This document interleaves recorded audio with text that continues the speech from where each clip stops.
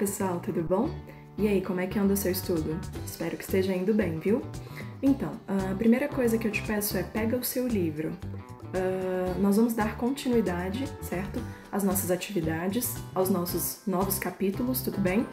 A primeira aula, então, foi uma revisão geral, a segunda a gente fez um exercício revisional de acordo com a nossa primeira aula, certo? E agora a gente vai dar continuidade lá no capítulo 4. Então, já pega o seu livro, por favor, ok? Abre no capítulo 4, se não me falha a memória, na página 60, e aí, vamos lá. Pegou? Massa! Ele tem como título, então, o capítulo 4, Também Falo Sua Língua. E aí ele colocou pra gente um poeminha, Cante Lá Que Eu Canto Cá, certo?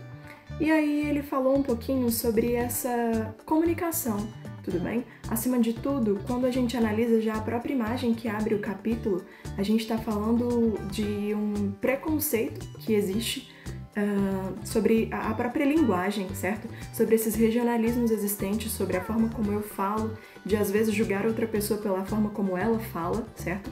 Então esse capítulo também vai dar continuidade a essa ideia, ok? Então vamos lá. E aí, a nossa primeira interpretação do capítulo 4 é: aí galera, na página 62.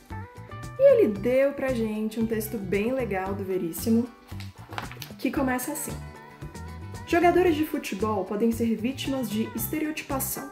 E aí você já começa grifando uma palavra que às vezes é nova até pro seu vocabulário, beleza?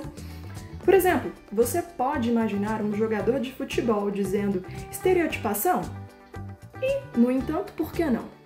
E ele continua: aí campeão, uma palavrinha pra galera?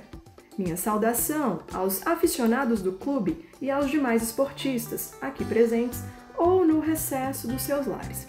E aí ele dá continuidade nesse diálogo entre jogador de futebol e o repórter, o jornalista ali, né, questionando depois de uma partida de futebol. Então, a gente começa fazendo uma análise em cima da ideia do próprio preconceito existente, tudo bem?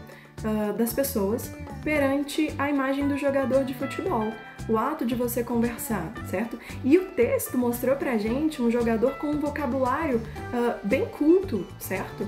E aí, literalmente uma crítica que o Veríssimo faz ao ato de você achar que por que outra pessoa não pode ter um vocabulário culto, não pode ser conhecedora da gramática da língua portuguesa, certo?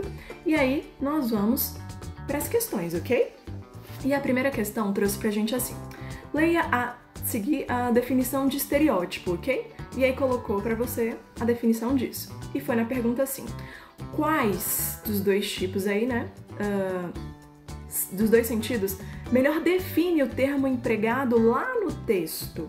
Tudo bem? Aí você vai fazer uma análisezinha e vai verificar pra mim qual dentre esses daí melhor se encaixa na definição pra gente colocar de acordo com o texto, tudo bem? Olha para a questão 2. Olha o que a questão 2 diz.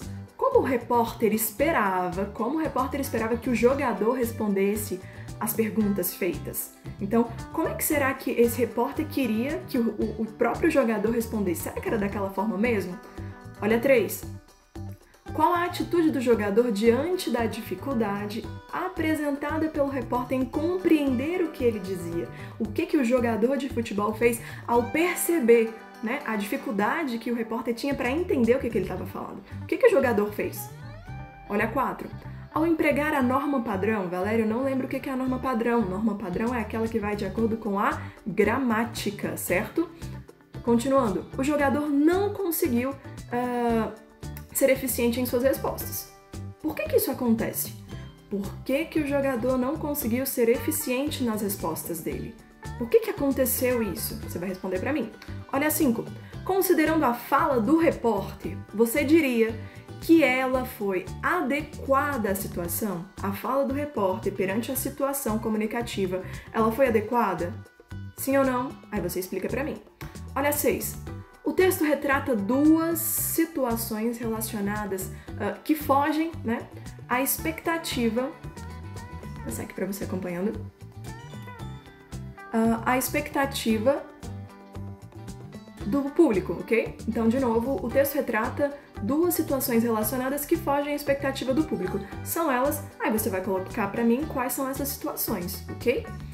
O texto mostra uma situação em que a linguagem é usada inadequada ao contexto, o que está rolando ali. Considerando as diferenças entre a língua falada e a escrita, assinale a opção que representa também uma inadequação, ou seja, algo que saiu do que é normal da língua usada no contexto apresentado. Você vai assinalar para mim a resposta correta, ok? Olha a 8. A expressão pegar eles sem calça poderia ser substituída sem comprometer o sentido por, você vai assinalar para mim, analisa com calma, ok? Olha a 9. Crônicas são textos que podem provocar tanto o humor quanto a reflexão, certo? Letra A. Em que reside, ou seja, aonde está o humor da crônica apresentada? Aonde está o humor da crônica apresentada? Em que consiste, né? E a letra B. E que reflexões essa crônica pode gerar? Quando eu falei no comecinho sobre o texto, né, sobre o próprio Veríssimo produzindo um texto tão bacana como esse pra gente, analisa um pouquinho quais reflexões ele pode trazer pra gente, certo? E aí você vai anotando. Pessoal, é isso. Eu espero que eu tenha ajudado. Acima de tudo, qualquer dúvida, coloca pra mim. É um texto muito tranquilo, os exercícios também, ok? Espero que eu possa conseguir ajudá-los nas respostinhas, tá bom? Grande beijo, até a próxima.